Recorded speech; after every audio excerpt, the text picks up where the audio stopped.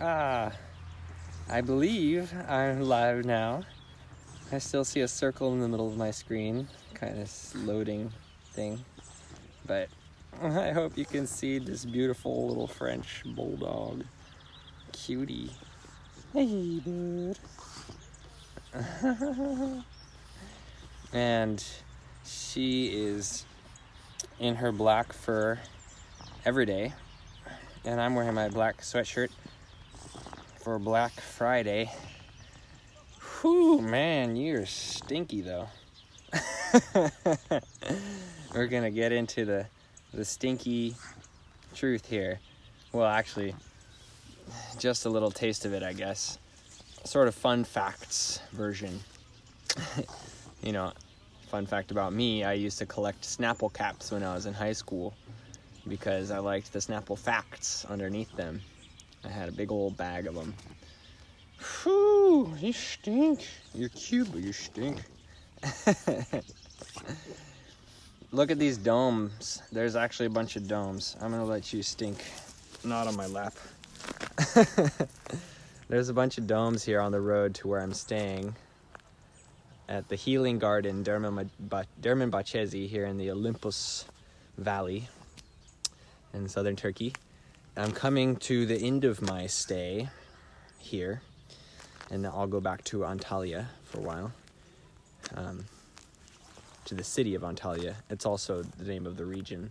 Although here in Turkey, they call the region a city. It's interesting, kind of confusing. Like, it's within the city, meaning the like municipality.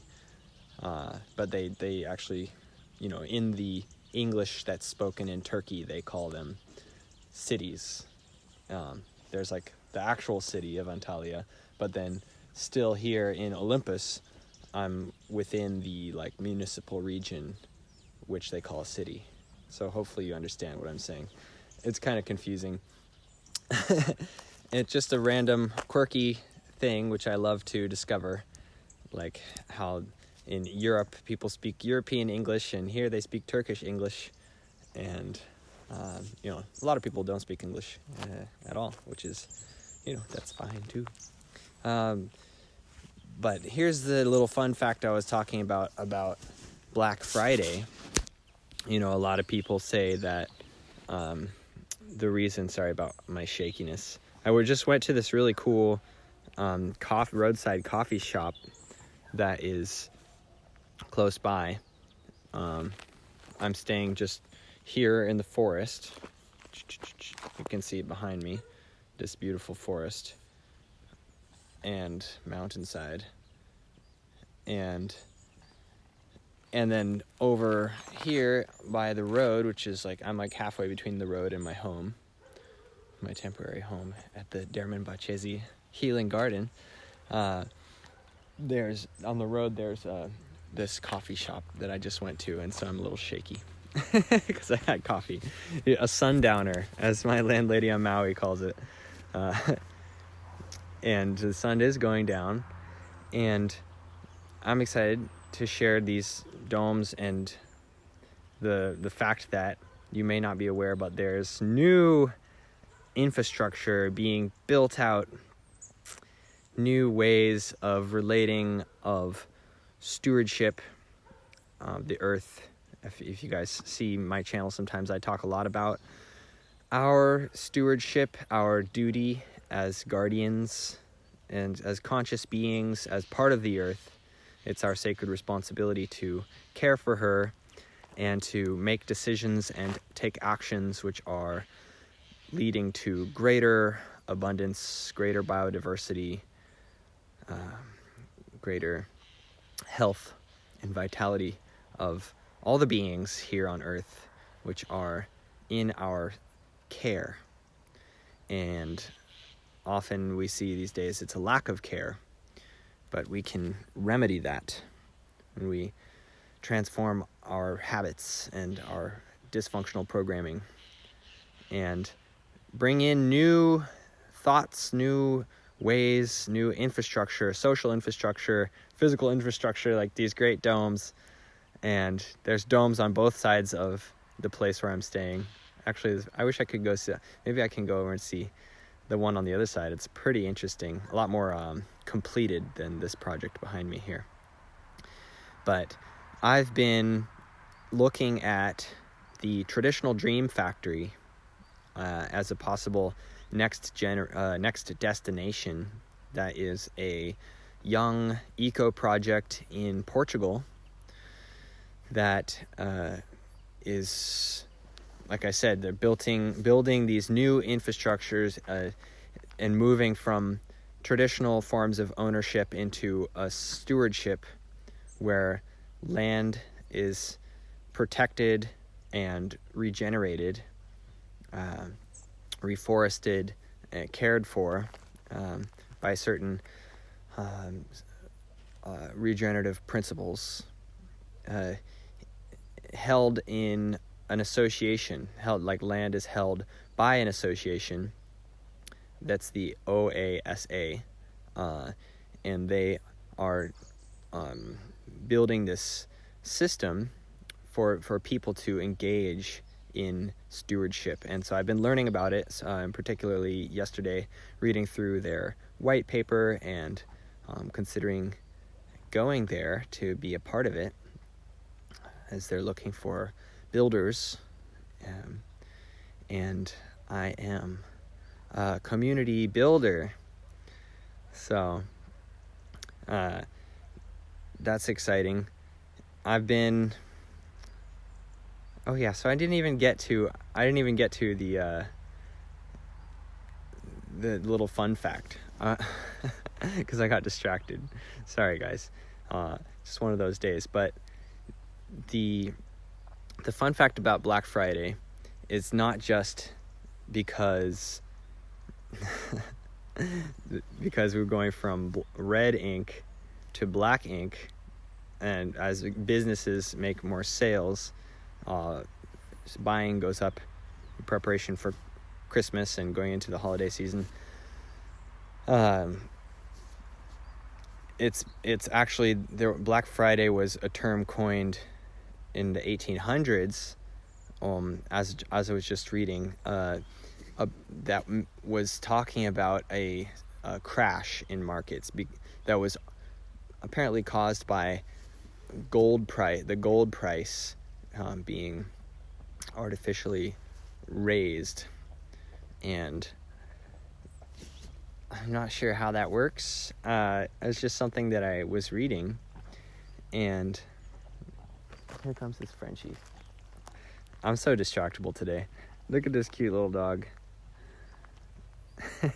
I just love the sounds they make.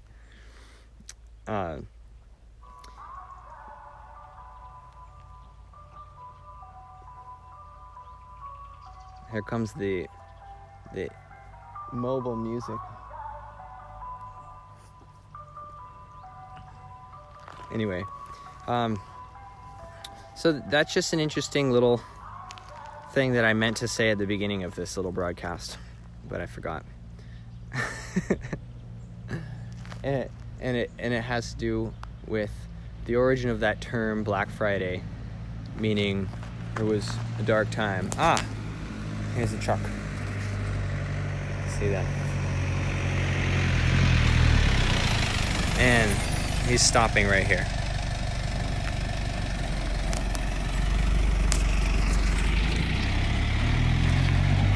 And there he goes again.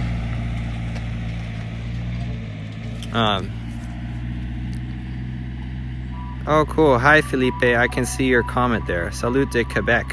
That's 10 centimeters of snow. Wow. Epic. That's epic. Well, I hope you have a beautiful holiday season in Quebec. And thanks for tuning in my little ramble in this moment.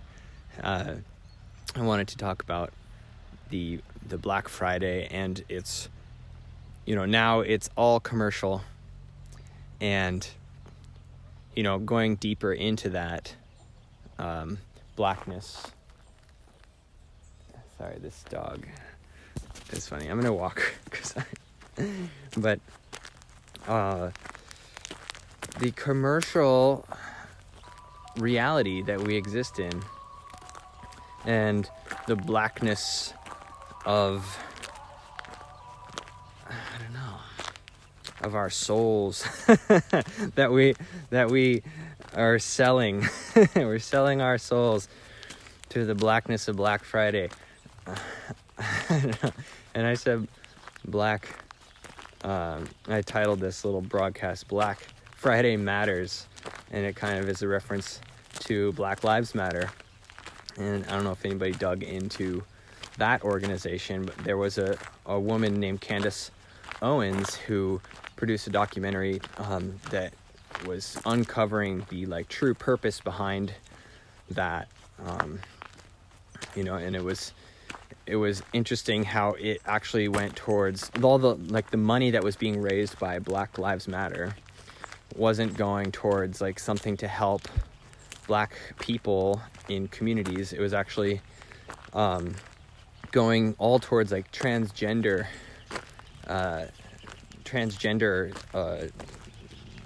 initiatives and yeah, so it's very interesting. I forget what was the name of her documentary. Anyway, if you look up Candace Owens and Black Lives Matter, it's pretty interesting how that all worked out. And then of course there was also a connection with George Soros and funding and bringing money into a lot of creating social unrest during that time, and in connection with not just that organization, but Antifa, right? So it was Black Lives Matter and Antifa that were stirring up violent demonstrations and just chaos in places around America. And hopefully we are growing more peaceful during this holiday season and going forward. And hopefully this message is coming through. I can see, Felipe says, I see Matt Damon in you sometimes when you're serious face.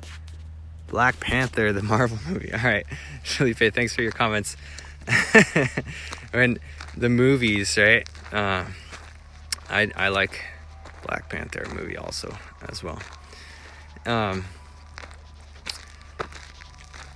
But so the deeper aspect I wanted to say about that and how it's all commercial, whatever this story was of the gold price being artificially jacked up by two people in the 1800s, and the origin of the term Black Friday. And this is just a resurgence now of it referring to the time after Thanksgiving and the whole companies going from the red to the black in their accounting books because they were making a lot more sales. But also I want to make a connection with the legal system and the monetary system, which is commercial. The legal system is entirely commercial in nature, and so the legal and the monetary system go together. They're two sides of the same coin. And actually, religion is the foundation for that system as well. And so this is what I've learned from Gemstone University, for example, and other sources online, about how when you go into a court and the judge is wearing a black robe, it's because it is a religious center. He's the priest, and he's holding the proceedings of people coming and being giving of their life force energy to the state. And interesting, I have my sweatshirt, the state of flux, right here. On the back it says no guarantees. What does it say here? I don't know what it says on the front underneath that, but state of flux.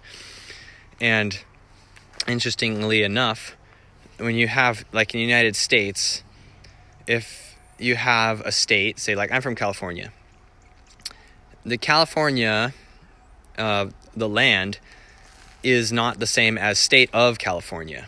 This is what I've learned in my dabbling and delving into legal matters. And the state of California is a corporate entity which is in the federal jurisdiction in Washington, D.C. And actually so are all of our names, the way that we operate in commerce. So like, say you go into this court and see this priest with his black robe on Black Friday or any other day, and they call your name. They say, what would they say? They want you to identify with your name. And the name that they are speaking, that like the judge would speak, is the name of the corporate entity. That's all capital letters, your same name. Spelled differently, of course, because you don't spell your name all capital letters, because you're a living being and not a corporate entity. The corporation, which is dead, has all its letters capitalized. Thanks for sure, Philip. thanks for commenting. I'm learning how to kind of improvise and kind of share the message in my own rambling kind of way. And as I practice, I'll be able to communicate more straight to the point and more succinctly. But this idea is, something that I've seen many places, and I wanted to share it from my own channel as well, kind of pass it along here. This understanding of the commercial nature of our modern life, and the legal system that we reside in, that we are interacting with on a daily basis. Our governments, our corporate service providers. If you're interacting with state of anything, like my whole life been interacting with the state of California as a Californian, this is a commercial, contractual relationship, and it's just important for us to realize that it's not like it's not the original government that it was intended to be as the Republic of California, and that is still in existence, and there's many Californians that are looking to bring that back into power and awareness, and people relating with it. But in the meantime, we've all been drawn into this commercial game, interacting with municipal governments, and what else can I say about that? That it's just a moment of awareness to share about it. And there's some traffic. And the state of flux is the one that I'm in. I've got it here, state of flux. And I've been traveling, kind of staying in the fringe of society. Hold on, let this truck go by.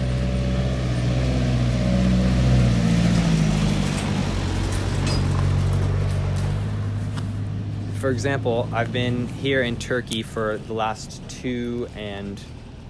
just over 2 months. And this summer I was in Italy for 3 months. And that's the tourist visa time allowance. So, and then I'm supposed to let 3 months go by before I can go back into into Europe proper. Here I'm in Asia Minor. I'm outside of the European Union and the Schengen region. And it's the same for Turkey. So I could spend 3 months in Europe and then spend 3 months in Turkey and then go back and forth and always be,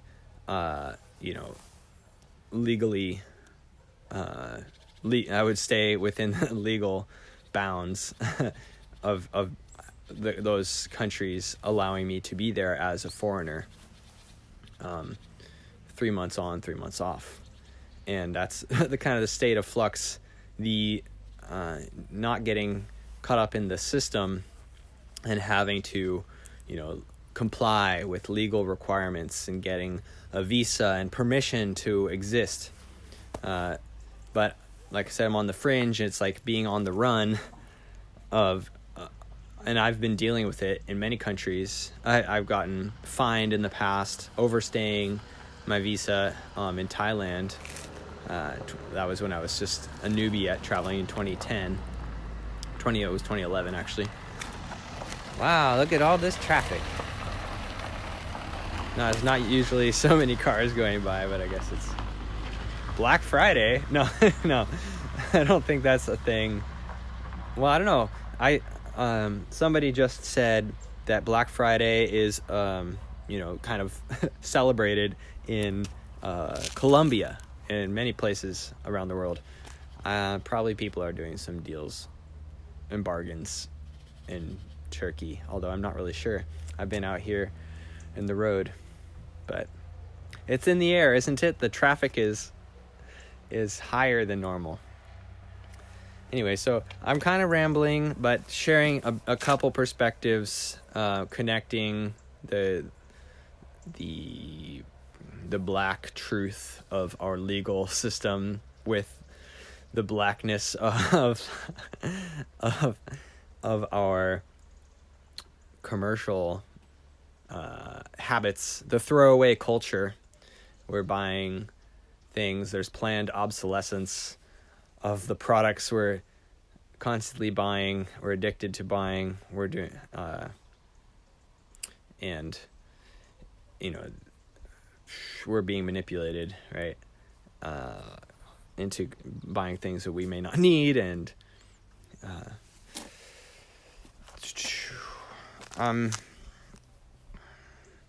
yeah. So just putting these things out there, these ideas, these concepts, and hoping for a change, right? Hoping for connection, more meaningful. I mentioned this stewardship, these new structures being made, new programs that we can, and they're actually ancient programs that we're coming back to, of our stewardship of the earth and our indigenous relationship, of being connected with the cycles of nature, being in tune and in communication, and fulfilling our sacred responsibility to take good care of the earth, and making that our priority, and not just being, strung along by corporate interests that are harvesting our life force energy to feed the machine of commerce. So here's a question from Felipe. What impresses you in Turkey? Interestingly, I mentioned on a live that I did just like 6 weeks ago, I guess it was, or 5. The public toilets. All the public toilets, pretty much all of them, have a bidet. And it's interesting, the combination of things, because it's like fancy, like there's a bidet, but then also there is, they ask you to throw the toilet paper in a bin rather than in the toilet. So to me, it's like kind of like a paradoxical situation, because it's like very fancy, but then instead of throwing it in the toilet, to me it's like, I guess it's more like elegant than having to deal with a waste bin full of toilet paper. that's just first thing that came to mind because I mentioned it before. Also super impressive about Turkey is what they do with sugar. I know it's not very healthy, but they, the Turkish delight and the other sweets that they create here are just fantastic, very delicious. Also, the amount of fresh juice that's available. Even out here in a rural area in Olympus, there I can go and get fresh juice from stands nearby. They out here it's just like orange and pomegranate juice, and but in Antalya in the actual city, it's other kinds. They have lots of different kinds of juice you can get, and so I will be back there soon and probably get some other juice. Although I want to be a responsible steward and only buy things which are not, too taxing on the environment, such as buying tropical fruit juice in a place that's not tropical and having that whole shipping, footprint. That's the black carbon footprint of Black Friday and every day.